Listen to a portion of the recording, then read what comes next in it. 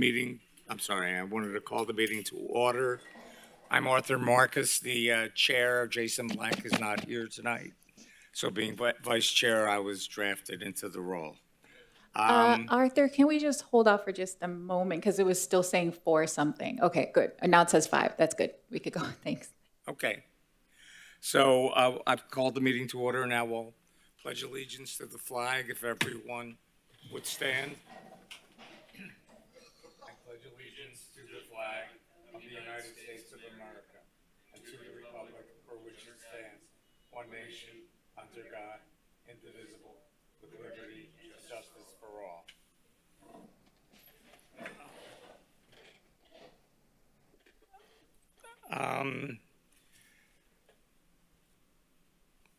Public, yes.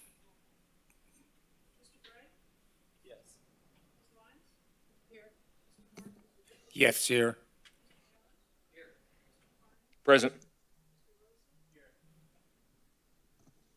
Here.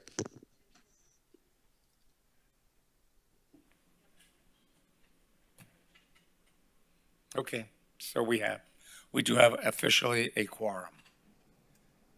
And now we'll have the Assistant City Attorney swear everyone in who is going to speak. If you would please stand. Did you want to do the minutes first or you want to do that Oh, after? Well, let's do that. since Okay, it's- I'll swear them in first. Okay. If you're going to speak to the board today, just raise your right hand. Do you swear or affirm to tell the truth, the whole truth, and nothing but the truth? Thank you. Okay, and now we'll approve the minutes from the last meeting, October 17th, 2022. Do any board members have any comments or questions? Or do I hear a motion? I move to approve the minutes. I'll second that.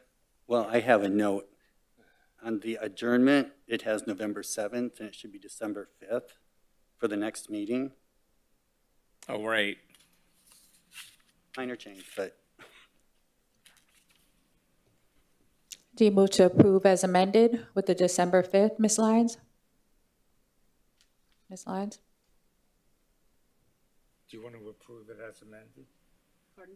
Do you want me to move it again? Yeah, do sorry. you I move to move that approve it we- as amended with the change? With the change. Okay, Yeah. thanks. And do you accept it, Mr. Carney? I surely do. Thank you.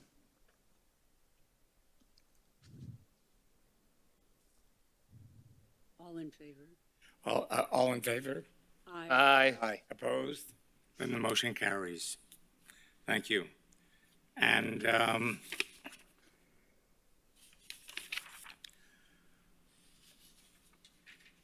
now I think we start with the agenda. Yes. So we're going to start with project number UDP HP 22018, the city of Fort Lauderdale. Is anyone here representing the city? Yes, so Enrique is here Okay. representing Parks and Rec.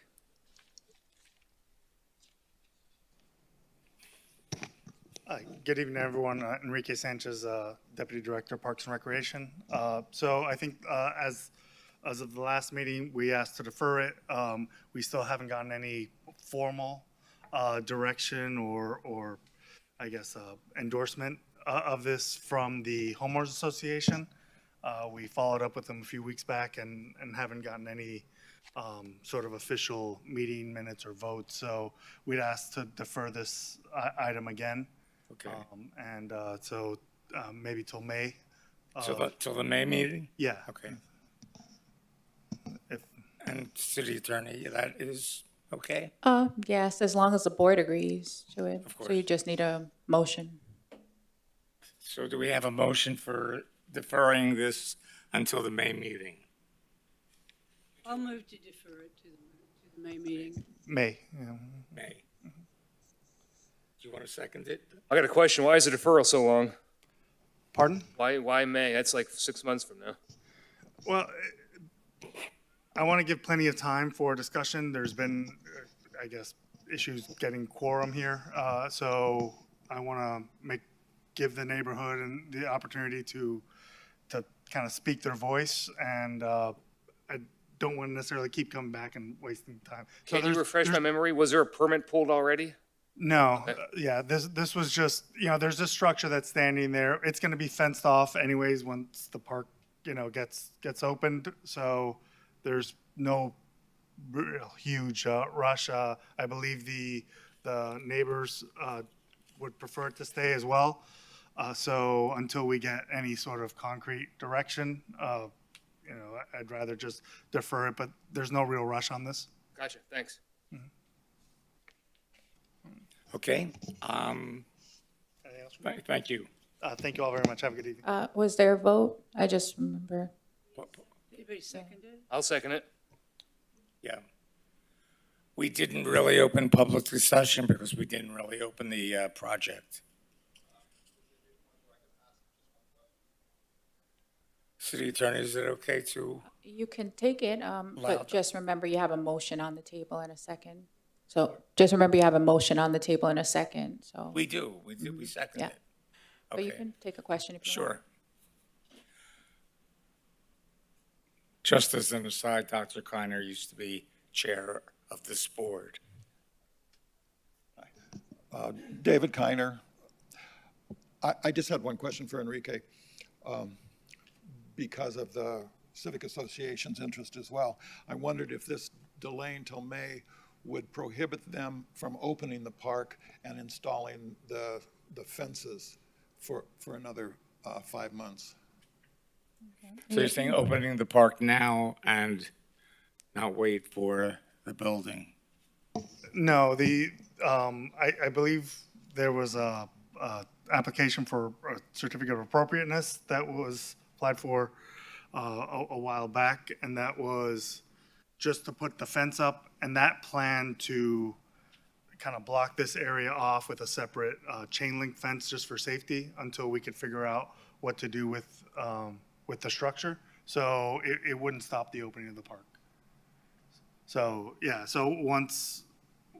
the fence will go in, the decorative fence will go in from the water line all the way to the road, the property line of the wall. And then once we decide on this, either it stays up with the chain link fence, keeping it secure, or the structure gets taken down and then that would go away. I have a question. Sure. Is this just a regular aluminum chain link fence, or could it be like one of the I don't know if green vinyl's even allowed, but it's more obtrusive? It looks So, less like a chain link fence. It's Or is it's that a- the only choice? It's a chain, because it's temporary. It's temporary. Yeah. Okay. It's meant just to kind of secure this space Right. until a decision is made. If a decision is made to keep this up for several years until the park gets developed, then we could, Okay. we can certainly. And if you meet with the community sooner, you can always come back to us sooner. Oh, okay, great. All right, thank you. Thank you. Okay, so we just need a vote, actually. There's a motion and a second, but they have to vote To to approve approve, the. yeah, the okay, continuance. The delay. the Can delay. we just discuss it before we put it to a vote right away? Absolutely. Yeah, I'm going through it again, going through the overview. To piggyback a little bit off Don's point, the continuation for 6 months, it's such a small structure. So why get lost in this time period of 180 days for something that seems in every way to check every single box here? Is it solely, just so I'm clear, to put forth in front of the Civic Association and understand their position as well Here as? for the first discussion. I don't believe I was. Oh, So I'm okay, trying to catch that's up. why. Yeah. And not to open this because I don't think. We don't need to open the whole box, just the, But there is some controversy over this building, and that is something that needs to be discussed further when we have it before us, which we do not right now. So I don't want to have a discussion on this right now. I don't think it's appropriate. I'm just trying to capture what might be controversial about the structure. Is it it's not visible from the right of way, right? It's not visible from the street. No, it's visible from the neighboring properties and across the river. Right. But not from the street. It's almost right up to the property line, so Listen, to make the discussion short, I understand the location, but it's really much more about the historical verification of the building. And I'm using very vague terms, but it's really more like that. I have a question for Enrique. Enrique, so the delay is about putting this in front of the Civic Association. Now, what if the Civic Association, their view, I guess, or the stance is directly conflicting with what the city wants to do with the structure, which is tear it down? What's your plans if that's the case? then at that point, we would then invest in seeing if the structure could be saved. The argument that was given to us is they want to keep that setback. It's kind of right up to the property line. It does buffer the neighboring property a little bit, and it, they just feel they won't be able to get something in that corner where the land's already disturbed if it's taken down. The city doesn't feel it will qualify for that, but we don't really want to invest the resources to do that investigation because it costs time and money to get, consultants and experts to give us that opinion. So we'd rather at least get the wishes of the association down first. I mean, we're the city. We try to serve the public, so we don't, And this was what the board had asked you to do the last time. exactly what they asked unofficially when we asked for is this a couple members or is this an official stance from the board? At that time, they didn't have quorum, and we haven't received any additional feedback from them. So See, that's what's so troubling about it. If there wasn't something at that point, what is the expansion of time for 6 months really going to do? I mean, if it's a priority, I would think they're meeting monthly, I believe, right? The Civic Association, at least when I used to be a part of the Civic Association, it's monthly. Don't know. I believe it's monthly. So unless that's changed, why would they need 6 meetings from now to make a determination on where they land? Problems reaching them. yeah. But that's not the city's problem. That's the Civic Association not taking priority of it. I just don't see why we're giving it. The city is the owner. They're bringing this before No, I us. follow, but the Civic Association has no real jurisdiction. It's more so than anything else. But at the last board meeting, the board asked if he would go back to the Civic Association, which had not been done, and gauge what the opinions were. But there's a lot of gauging to do within 30 days or 60 days. I don't see why it has to be 6 months. If the city works hard enough in getting whatever's on their desk accomplished, I don't think we need to expand that timeline to accommodate any civic association in the city, whether it's Sailboat Bend, Victoria, name one. I think that's too long. I wouldn't vote in favor of it. I think we can. What would you propose?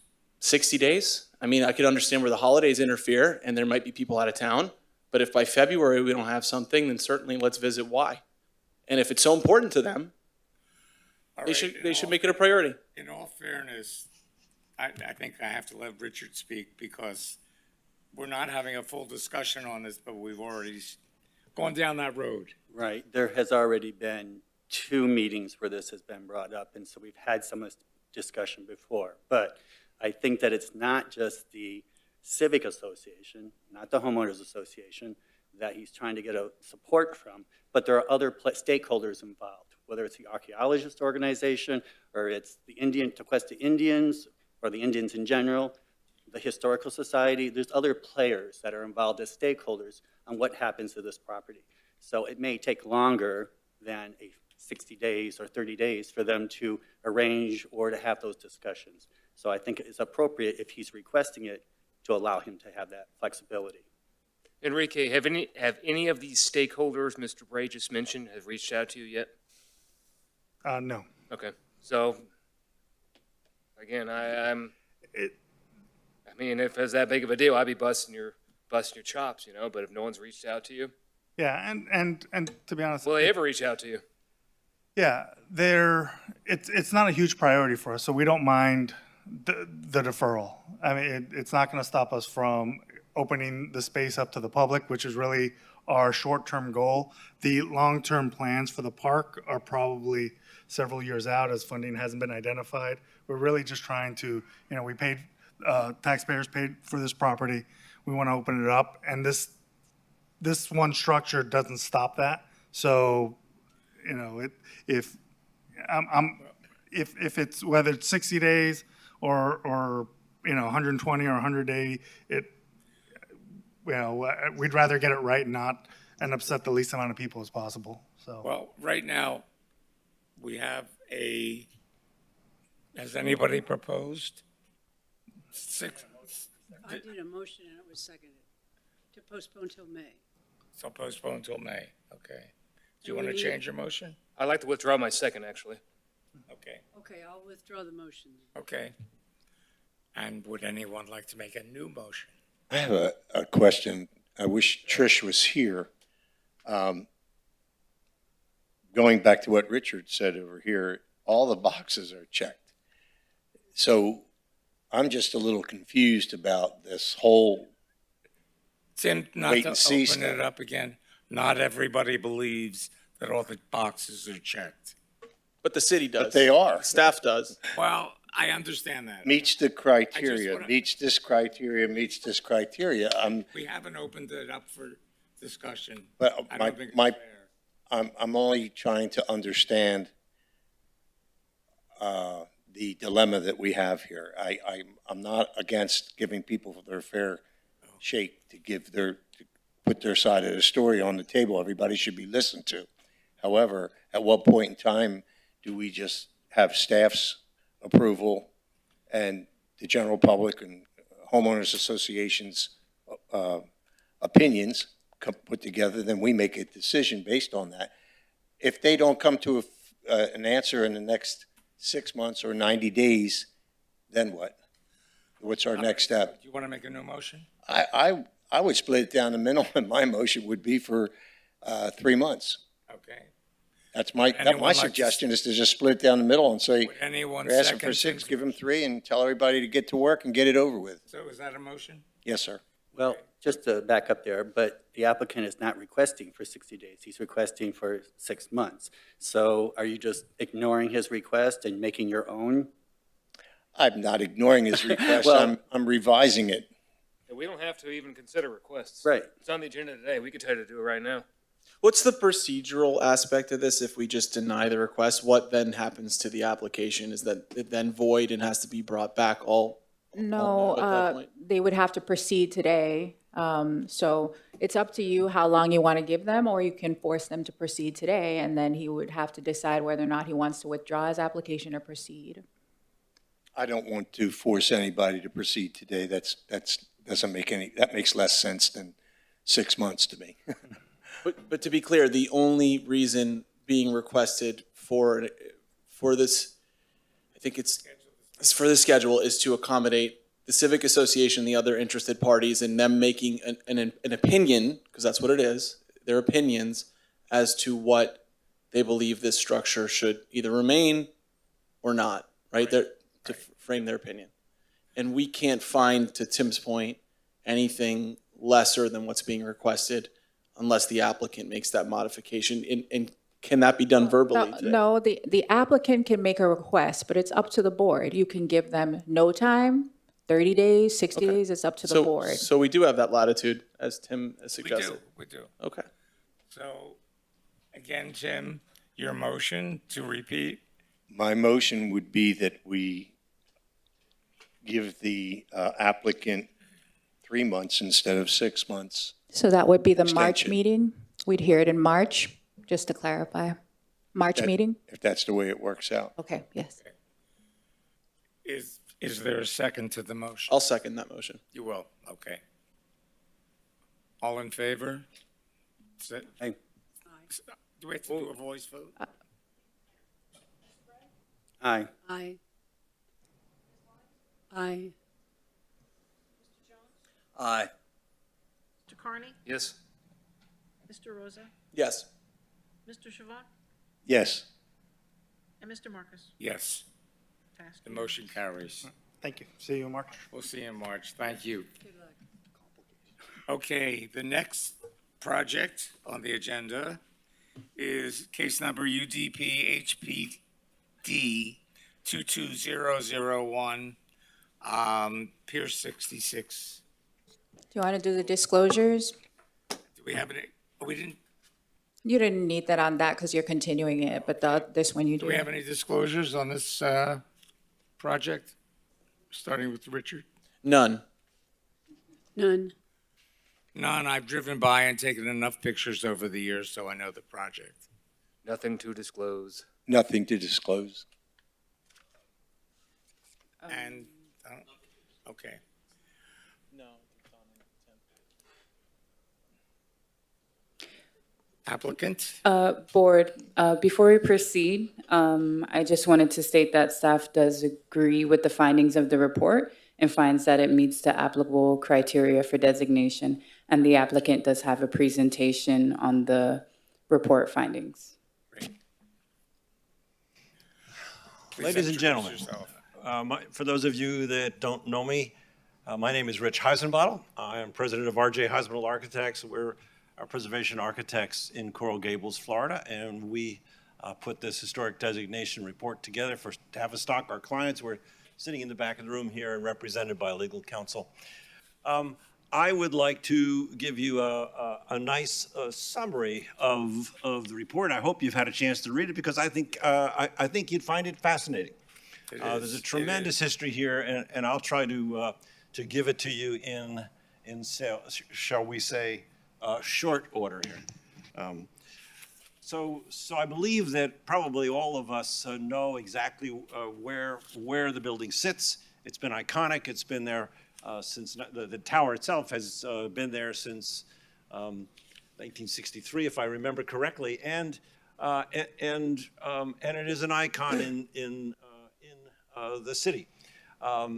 It sits on 22-acre parcel of land, officially at 2301 17th Street on the north side of the 17th Street Bridge and Causeway, adjacent to the Intercoastal Waterway. And that's a historic photo of it that dates back to 1975. The period of significance here extends from the construction of the building in 1965 until its sale in 1985, after the Phillips Petroleum Company sold the was sold to three Fort Lauderdale businessmen. Rich, I have a quick question. This triangular building, that's not there anymore? No, that's not there anymore. Okay. No, it's not. I mean, effectively, what we're dealing with is the tower today. Right. That's the important historic element here. But there's a lot of great history that I think we should share. Some of it is just good history and does not necessarily relate to the exact reason we're designating it, but it's also fascinating. So I wanted you to understand how Phillips Petroleum was founded and a little bit about the history. And you're looking at photographs of Frank Phillips, who was and his brother L.E. Phillips on the left in the photo on the right, and there were two brothers that consolidated their oil holdings and found one of the most influential energy companies in the United States back in 1917. What makes this even more fascinating is Frank's original job. He was a barber. He wasn't born an oil man. He was born a barber, and he was an entrepreneur. And all of that entrepreneurial nature that was in him, he bought his first barber shop, is what allowed him to go forward. And effectively, he bought his first gas service station on November 19th, 1927, in Wichita, Kansas. He started his first oil refinery in 1927. The Phillips Petroleum Company opened its first refinery in the small town of Borger in the Texas Panhandle, known today as Phillips. So it has a great history that goes back with the men that founded it. And one of the things that begins to relate and tie this story together is the first Phillips 66 gas station here. And the style of this kind of cottage style gas station. These guys really understood that design mattered and branding mattered. And that's how we got to what we have here today. The Phillips 66 continued financial success supported the advancement and the refinement of Phillips Petroleum products, which yielded a superior product that actually helped cars run more smoothly and start more easily in cold weather. And the Phillips Petroleum tested its new product on Highway 66 in Oklahoma. Anybody ever drive that? I have. It's a great road. And they got the car up to 66 miles per hour. And that's how they decided they were going to name and rebrand the company, their gas stations, Phillips 66. That's what inspired the name. In 1950, I should talk a little bit about the rest of the history first before I jump into Adams. Ken Adams was promoted to assistant to the president, to Frank Phillips in 1932, and he became later on the face of the company in 1938. Adams succeeded Frank Phillips as president. Frank Phillips went on to be the CEO, and they had great successes both during World War I and World War II in contracting with the federal government. And of course, with all of the growth in the industry and in automotive, all things automotive, they became a guiding force, quite frankly, in the development of petroleum products in the United States. And Phillips dies in 1950, and Adams, the man we see on the right, actually succeeds him as chairman and CEO. And under Adams, the capital expansion program was an ambitious period, expanding beyond the Midwest to the South and Atlantic seaboard. And he is the man that is really responsible for choosing this location. He vacationed in Fort Lauderdale very often and knew the area, knew the port was right there, and decided that this is a place where they became a strategic location for their development. The oil was actually brought in by barge and by tanker to our port right here in Fort Lauderdale, and ultimately they built local gas stations as well. So with the expansion of the port and the gas stations, Phillips was growing along with this whole Southeast Florida region. And the original plan, you should be aware of, had the Phillips 66 signage and branding. It had a marine services station. It had a motel plan, and it was much smaller than it was today. And it had out at what we might call the front of this, the automotive service station, which we're going to look at in a few minutes. And all of this was designed by the architect Reinhardt, Clarence Reinhardt, and another fellow, Robert Todd. They were the brains, they were the architects behind this whole concept that evolved into what we're going to designate today. And so this Pier 66 development, the process, the rapid development and reputation of the Pier 66 Marina, the restaurant and the lounge, and the motor hotel necessitated more rooms and meeting facilities. And in 1963, the Phillips Petroleum Company announced the development of the hotel tower, this unique 19-story concept that added 160 rooms to the existing small 102-room facility. And being an architect, architects are important to this process. The architectural design of the tower was the result of a collaboration of the Phillips Petroleum Company's in-house architect, Richard Humble, AIA, who was the lead designer and planner for everything the company did and on the marina project, and this fellow, Clarence Reinhardt. So we're giving some credit where credit is due for, and I think you'll appreciate that even more in a moment. So what were the design influences? How does this all tie together? We're building gas stations, now we're building a very unique tower. It does all tie together, and let me tell you how. The Phillips Petroleum Company understood, as I said before, the importance of design and creating and a recognizable brand that customers knew and that customers would trust.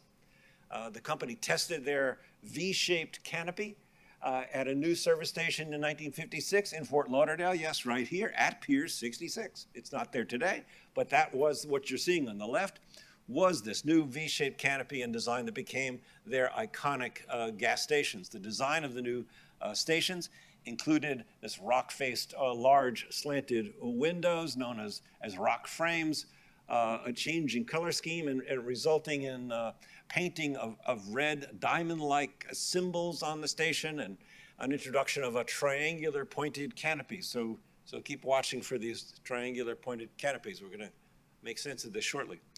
And in 1950, Clarence Reinhardt had producing the plans and specifications for most of the Phillips Petroleum companies. And Reinhardt was actually inspired for these designs by an early Los Angeles area drive-in theaters, which influenced the form of the gas station canopies. The stations were designed to be inviting and identifiable. In addition to the design and the color scheme, the company understood the importance of lighting and lit the underside of these canopies. So they were really careful about all of this thought process. It didn't just come off the tip of a pencil. So what was the design influence?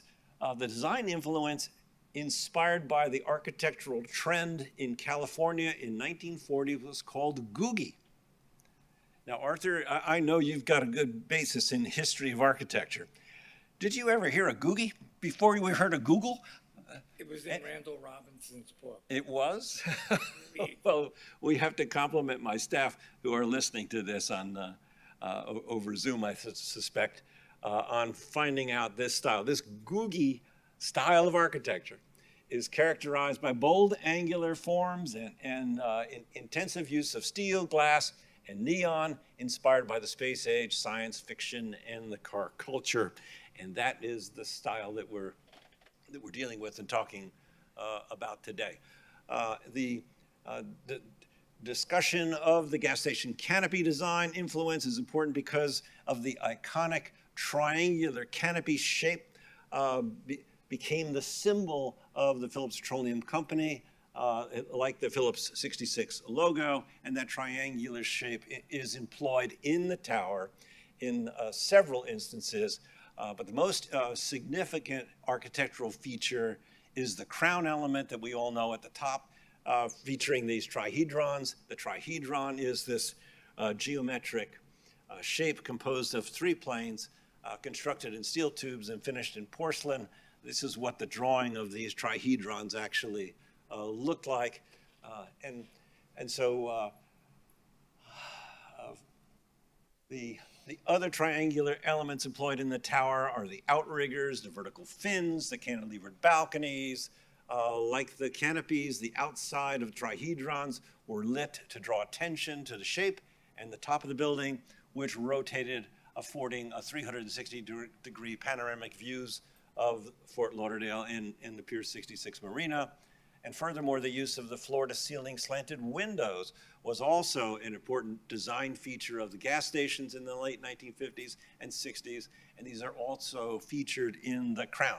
So it all came out of a gas station. So why are we? What is our justification? What are the reasons that we're here today, historically designating those?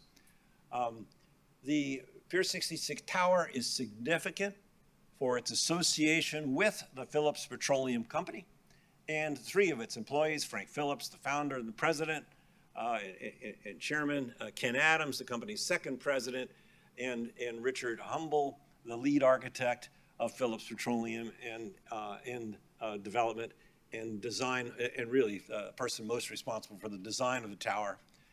Adams succeeded Frank, as I said before, as president in 1938 and as chairman and CEO in 1950. And it was really under Adams' leadership that the Phillips Petroleum Company had an aggressive capital expenditure plan which expanded the company's reach beyond the Midwest and into the Southeast here.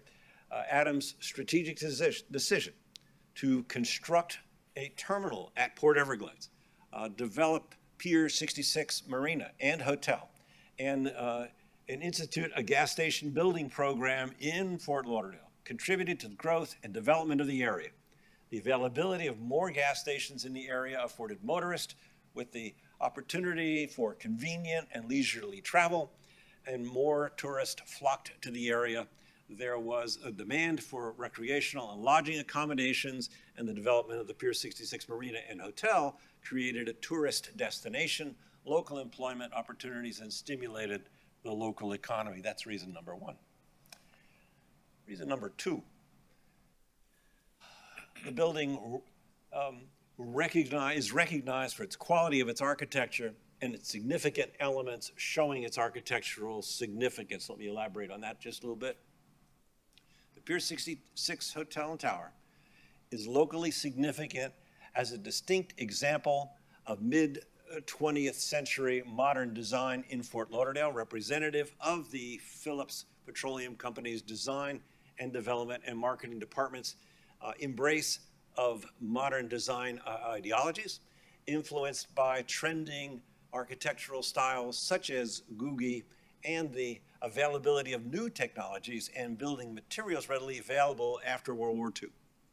The design of the tower's crown, specifically the tetrahedrons, is influenced by the elements of the successful gas station designs of the early 1950s and 1960s that featured these lighted V-shaped canopies, slanted floor to ceiling glass windows, the rotating Phillips 66 logo mounted above, high above the canopy, and even the color scheme, which is no longer visible on the crown.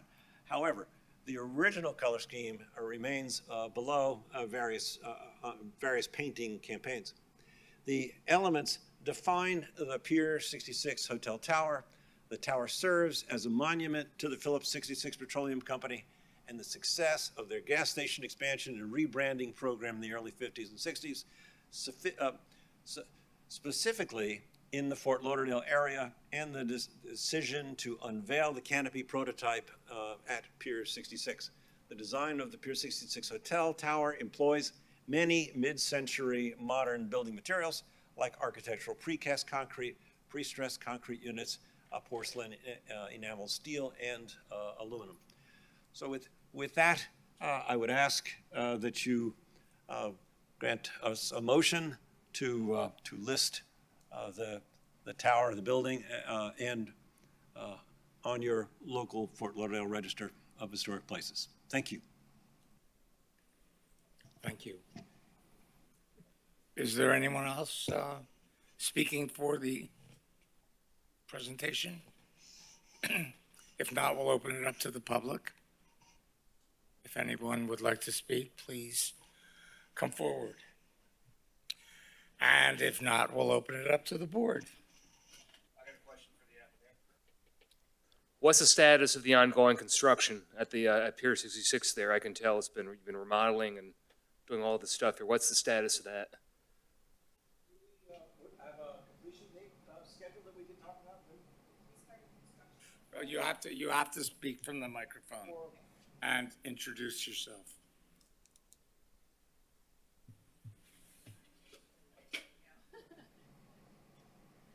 Jesse Blakely, Tavistock Development Company. We started construction on the north side of the property in the fall of last year. So the first phase is expected to complete in 2024. Thank you. My question, the reason why I asked that question is if I understand the historical designation process correctly, once the building is historically designated, permits stop, something along the lines of that, refresh my memory? No, permits don't stop. No, you can get a permit, but you have to comply with the rules of the designation. I know the reason why I asked that Bayview property, which we tried to historically designate, that I remember they made a point that if we historically designate it, it would do something to the permits, ongoing permits or something. I just want to make sure that if we historically designate it, it's not going to mess up their ongoing remodeling. I think with Bayview, that was prior to issuance, and it might have been open. Okay. Yeah, that may have been the distinction. Okay. You want to go? I think it's a lovely marriage the ownership is in favor of doing this. They're the applicant. This is the way I prefer to see things happen, and I wish them lots of luck. It's a beautiful building, and I guess my only question is, will the restaurant still turn? Okay, and I'll be there. Thank you. Great. Go ahead. I'm just wanted to clarify, the application is just for the tower, because the rest of the complex has been altered so significantly that you're just doing the tower itself. Right. They're just designating the tower. And the applicant is the same as the owner? To answer any questions, you got to get to the mic because we got to get that on the record, please. Yes, the microphone doesn't see the nod. I apologize for walking away from the microphone. The applicant is in fact the owner. The permit does not stop. Right. And I'll be glad to answer any other questions you might have. Okay. Good. Barbara? No, I think it's a really great idea. Thank you. No question. Good. So for being last, I do have questions. Nothing serious. I have trouble assigning this to the Googie School of Architecture, and I know it's Googie is on Google, so it's a real thing, so to speak. But I'm surprised that there was no mention of the influence of Frank Lloyd Wright on the structure, especially since the Phillips Petroleum Company was headquartered in Bartlesville, Oklahoma, which is the site of his Price Tower, which it doesn't look similar, but they're of the same genre, so to speak. So that was the only comment I would have on that. Arthur, it's actually a good and an interesting comment. They're not similar if we put them side by side, Yeah. but on the other hand, they're out of that same genre and out of that same period. Sure. But I think staff in my case has gone just a little bit further to really understand how they were changing all of their designs and all of their branding, and how how they use that here on Pier 66 in a very, very unique way. So I'm sure there's undoubtedly some influence, because all of us architects are influenced by one another. Everybody copies. But on the other hand, these are all of this angular design here. Not that Wright didn't have use it also, is very clearly an outgrowth of what they were doing with their gas stations and how they were dealing with all of their branding. And speaking of changes, are some of the details on the building, are they original details? Is everything staying the same? I've heard rumors of some things changing, like everything is the staying the balcony same, railings. no, but generally, as we look at this today, generally what we're looking at is the same thing we're going to look at when it is completely restored. Obviously, with the new surroundings to it, not the one that's right in front of us in this photograph. But when we talk about the tower itself maintains its historic integrity without really significant changes. So the balcony railings are not changing? Do we have I a mean, better this is our understanding of where the only balcony railings are? I don't have that opportunity detail to put up on the screen, discuss but- these things. Jessie Blakely again. I don't have the exact percentage, but we worked together with the staff when we wanted to reinstall the balconies to be some glass. If you stayed there, you remember, if you were in the rooms, you couldn't see out because the Right. balconies were solid. And so that is a change, that a portion of the balcony is now glass. But we worked together, and I apologize, I don't have the That's okay. percentage, but we did keep the original material at the base of the balconies. So you're going to basically cut into the existing solid wall and Correct. open it up for And each one? just lower it down from the Okay. original wall so you And- can see out from the rooms. And the applicant has been in contact with staff to discuss any alterations throughout this process to ensure that it's maintaining the integrity as we navigate through designation, and also determine any process that may be required as well. So We are in contact with one another. We recently had a visit to the site. We're working very closely with them on that. So at what point would the board be able to see what the applicant is proposing? So there hasn't been anything concrete yet. It's been discussions about what is and what wouldn't be appropriate as they're Okay, putting things together. so this project really won't come back to this board. We would approve it today, and that would be it. Well, today is just the designation. Right. Any alterations that would require board consideration would come before you, and that's all based on what they're proposing, and that's still in discussion. So Okay. nothing yet has been discussed where we've determined it needs to go to the board or that it, impacts the designation. So basically you're saying that any of these proposed changes would come back to the board at some point? Yes, if it impacts the historical character, integrity of the building, or is triggered by what the regulations say. That's a good quote. Thanks. Sorry about that, but thank you for the answer. Any other questions? So I just also wanted to point out that the slanted glass walls are very interesting. We've talked extensively on this board about the Ferguson's building on Federal Highway, which used to be Castro convertibles, and they originally had slanted glass walls on the entire first floor, which have been removed. Are you planning to, you don't know if they're planning to restore the slanted walls? Yep, you are. Okay, there you go. There's your answer. The answer is yes. Okay, and that was basically all my questions. So with that, I had another comment. go ahead. On page 16, you indicate that the Hyatt hotels from 1985 to 2017, that the hotel underwent significant alterations, remodeling, and renovations.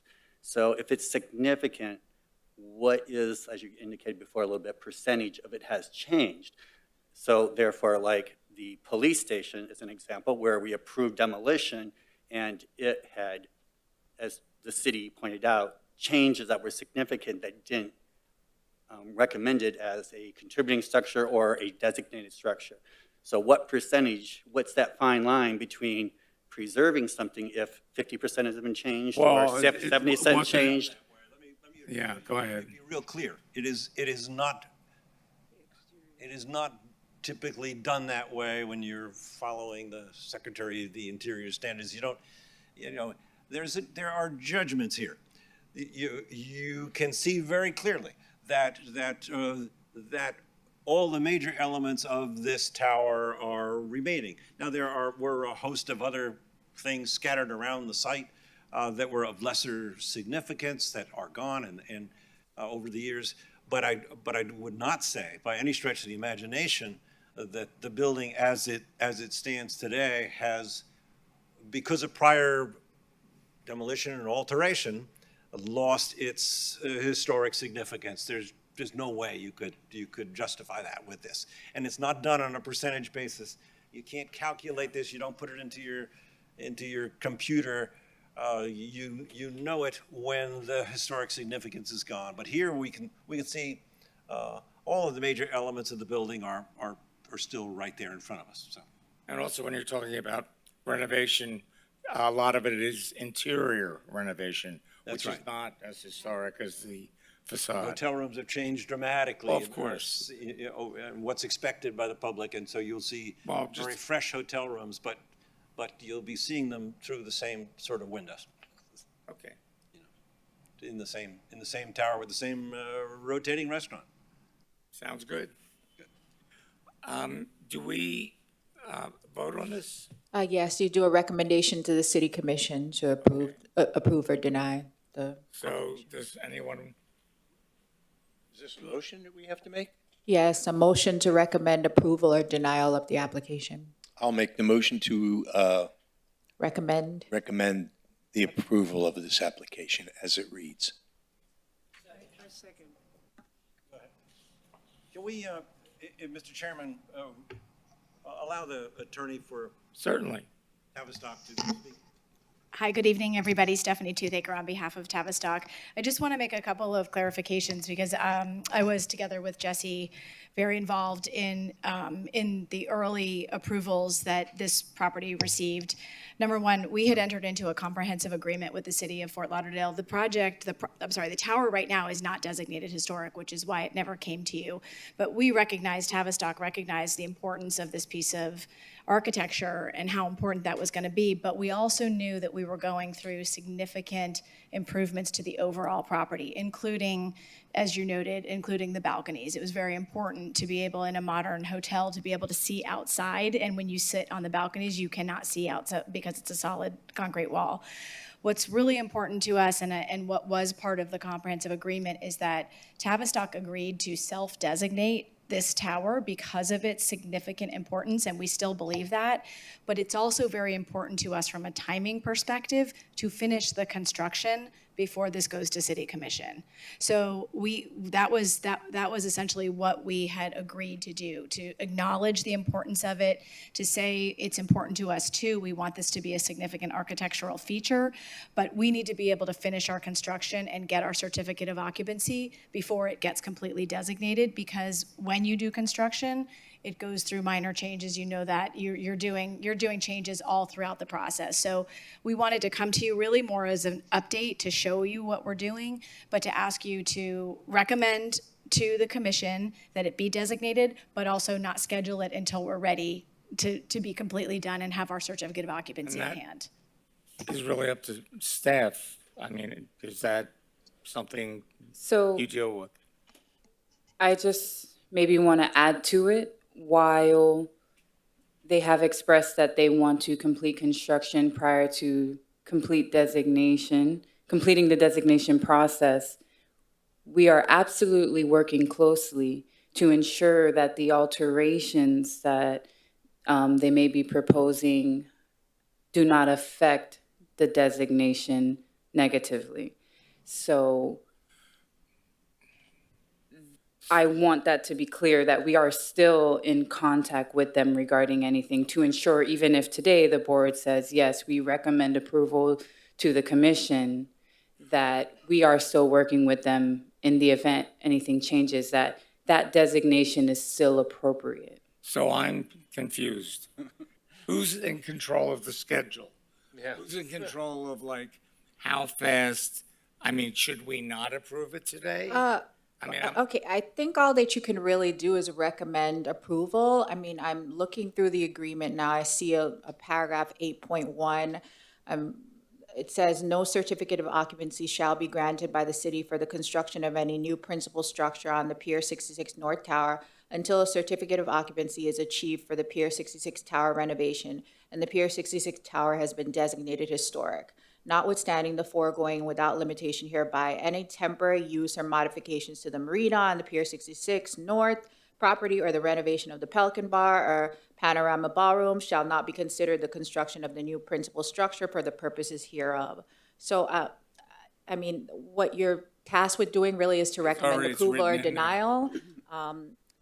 Can we let's- set conditions on it? So You let me probably explain what wrote that that. means. Yeah, let me explain what that means. So it was, just by the way, we're the applicant, we were the ones asking for this. It was Tavistock's idea to designate it. It was something, I think everybody was a little surprised, including myself. I was born and raised here, as was Jesse, that it wasn't a historically designated tower, but it was not, in fact. And so what we agreed to as part of the comprehensive agreement was we will work with the city on whatever renovations are made and continue to do so, of course, because it's an important structure for, I think, most people that are from here. And that we would finish the completion of the tower and get the certificate of occupancy for the tower and then designate before we got the certificate of occupancy for other things that are happening on the property. Because that was meant to ensure that the tower would be designated historic at an appropriate time, but not too early while we're in the middle of construction. And it was a timeline that was very carefully laid out. So we're doing a recommendation that Yes, it be you're- designated to the city commission. that's correct, yes. As far as, And what do? You hold it there for a year? No, I mean, as far as holding it, Can we set the condition that upon a certain approval by the sustainability and how is it worded? honestly, my recommendation would be you recommend approval, and if there's any request for continuance, let it go before the commission, just because we have a Florida statute to comply with when it comes to deadlines and time periods, and let that go before the commission to make that decision. That's what I would recommend to you, because I don't think it's appropriate for this board to recommend holding an application. If I might, I'm sorry, I didn't mean to interrupt you, Sherry. Okay, go ahead. What might be appropriate is we're asking for a recommendation of approval at the time that the tower receives its certificate of occupancy. That's the trigger for us, that it allows us to complete the renovations that have been very carefully mapped out with the city's historical consultant. That would be the important timeline for us to be able to do this at the appropriate time. So that is not today. That is not today. I wish it was. I think we all Okay. wish it was, but I know that the GC and Tavistock are moving expeditiously. So then in your plans would be to come back to the board when you're ready for this again? I or- mean, I would be, that's up to you. I mean, we would be I- happy to do that. I think just in conversations that Well, I don't know how long it'll be till you come back, and then maybe a totally different board at that time. maybe what we could do is ask you for your recommendation of approval, but we could set a time to come back and give you an update on where we are on construction in, 7 months or something like that. I think that's probably, that would be probably a better way to frame That it. works for you. Yeah, that would be great.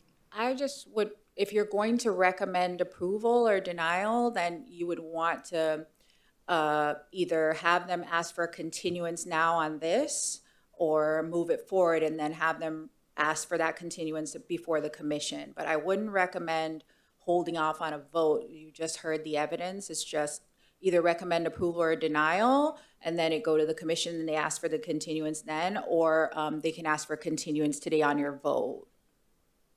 Sherry, do we know statutorily what the deadline is once it leaves here that has to go to city commission in order for it to be ripe We at that have point? 180 days to either do approval or denial of these type of applications. So then they'd have to request a continuance, then therefore they'd waive the 180-day deadline. Okay, but that could be voluntarily waived by the applicant at the time. Yes, that's correct. And how many times can that be waived before at a certain point it would, for lack of a better word, expire? The statute doesn't provide that, but once it's waived, it's waived. So Okay. they could request a continuance today from you all, or Well, let's have the applicant speak on this. And just to be clear, we couldn't approve with a condition that certificate of occupancy be issued in order for our recommendation to then take effect? no, that would be before the commission. The commission approved this agreement and let them make that decision. Sherry, my motion was specific to approve it according to the terms and conditions of the application. However, just so I'm clear, if I'm going to pull my motion back, the application does not represent this idea that it's just been brought forward by their attorney that there are conditions for the designation based on construction issues. That's correct. So the application does not have those terms and conditions in it as an application No. for today's consideration. We're just evaluating it based on 472411C7, C and E of the code to see So- whether or not it complies. So do we have an option to just, they could say they're postponing their application, or do we just have the option to make a recommendation to the commission, not an approval of the application or a designation of the property, but just to say, we recommend the commission take a good hard look at this, continue discussions based on these conditions that were brought forth here just now? So the board can only recommend approval or denial. The ultimate approval or denial is with the city commission. So you're just, in this instance, just advisory to the commission. So it's ultimately the commission's, responsibility to approve it or deny it. So it's not up to us to work these details out, it's up to the commission and to our staff. That's correct. So we're a little bit We're just premature in our designation then. No, The board never designates, it's always the commission, so it's just approval or denial. Okay. I Of guess, a, I of a guess what would, recommendation. Commission, either to one or the other. So we can recommend that it gets approved, and then the commission sorts it out. Is that? in That simple would be English, my Rich? recommendation for you, just because of the, or if they would wish to continue it today, they can do that too. If you're. Let's hear I from think, the. I think what we would ask applicant. is for you to go ahead and make a recommendation that it be designated, and we would ask staff to please not put this on an agenda. Give us the 6 month, and we'll waive the timeframes, and give us the time to finish the construction. That's what we would ask, Okay. if the board is okay with that. We want the designation, so Well, I think we it's, need someone to put this into a motion. I think it would just be a pure motion to approve then, because they're gonna waive their own timelines. That's just a due process part of it later on. So for us, it would just be an approval. If Tim wants to make the motion, you made the motion initially. I'm happy to make it if you want to Why make don't it. you Make it for me, please, Okay. or make it, please. So I would move Richard. to recommend to approve the request for historic landmark designation located at 2301 Southeast 17th Street under case number UDP HPD 22001, based on the outline criteria of 472411C7 of the ULDR and the findings made by staff. Is it subsection C and E, which are on page 2 of the staff report? Yes, thanks for Okay. clarifying that. Thank you.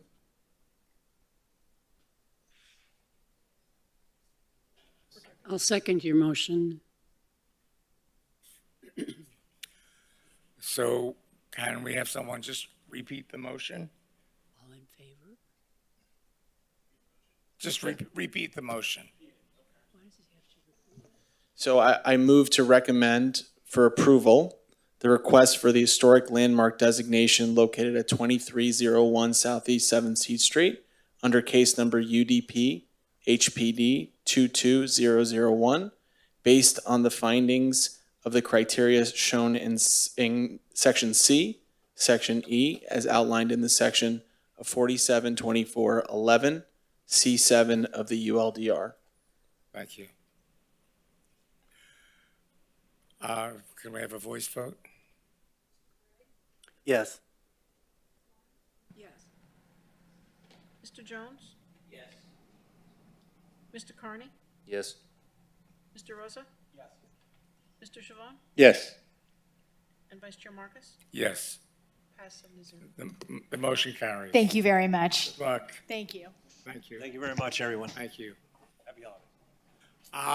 I believe that is all we have on the agenda. I just have one quick item to bring up for the board to discuss. Is it came up earlier, is now that the cages are down, at some point in the past, we used to have 5, 6, 7 people up here sitting, but it obviously gets more crowded. And obviously today, we're a little bit more aware of social boundaries. So the question to the board is, do we want to try and have everybody sitting up here, or are you comfortable down there? Comfortable down here. You are? Okay. Either way, it's fine. Okay. Any other comments? If you could sit on an airplane for 2 hours with 180 people and not get sick, you could sit up here for an hour and not get sick. So I like the idea of everybody together, but it's a personal choice. Eye contact is better this way with these two guys, but whatever they want to do, they're the ones that are sitting down there. Does the city have guidelines on it?